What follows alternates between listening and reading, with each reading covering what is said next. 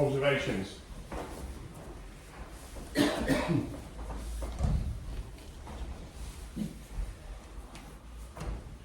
Anyone started going under and stack pass and taking the arm under the leg? So it started happening with us. So it's just a race to fill the skinny X. So if Pete's down here, right, and he keeps hip extending on me. Anything where he hip extends, just basically like where his hips are lifted, right? And we'll remove that one for now, but I'm like, I don't know, I'm trying to stack here and he just extends his legs. Yeah, even if he can't get on the guard, in my hips, he just starts any of these things, like a down heaver, or this is all like, he'll lift his hips. Yeah, it's going to be a hip extension, which stops me, all of this makes it hard for me to stack. So, when I say stack, I mean to, I say steeple. So if I can't steeple, then you get what they call the stack pass, where you stack the guy's knees. So when I'm going to do this, and I begin to sort of try, I'm trying to lift, I'm trying to put my arm, just relax, I'm trying to put my arm into this space to pass.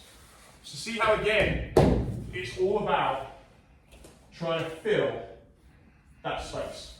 That's really what we're doing, is we're filling that space. If I just put my ear here, the problem of course is, as we've discussed, if I just put my ear here, I'm usually too shallow and he can easily recover the guard once he starts pushing. Yeah, I've got a very limited window because I don't have much distance. He doesn't have much distance to, but if I go past it, and I'm going up here, this kind of idea, right, anything he does now, I know I'm past because I'm just so high on it. It's a huge, huge difference. But still the concept really is I'm filling that space.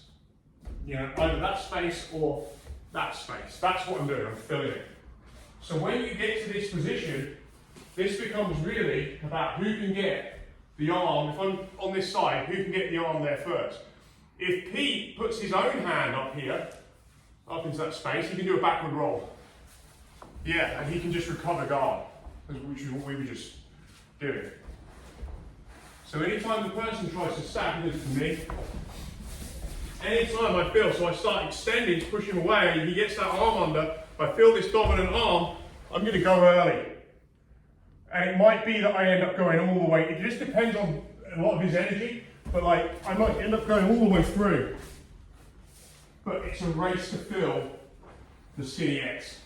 From the moment he puts that, I can delay it, I can try and put my leg on his wrist, like we talked about, and make weight distribution, but when that begins to lift, the whole thing is going all the way over. You'll see Hickson when he's warming up at his seminars is like just constantly doing these, filling the skinny X. And that's one application of it. You're filling the skinny X. Yeah? So just as you start getting your body, and just as you start playing with this, as they're hip extending, feed them from the bottom. It's not, we're not trying to defeat anybody here. We're trying to get everybody more confident we're getting that angle above the head. So we're passing the joints. If we're going to steeple, we pass the joints. And so I don't want to put loads of resistance in, but I can hip extend to prevent that. Any kind of hip extension, so basically think of a deadlift, your hips extend. Anything where that is happening, it increases the distance they've got to cover. Yeah? And so as they start to hip extend, you then start looking for this pommel, and we start to go into this little backward roll game. They're trying to fill the space and stop you from backward rolling, and we'll try backward roll. Yeah? New body, let's give it a go.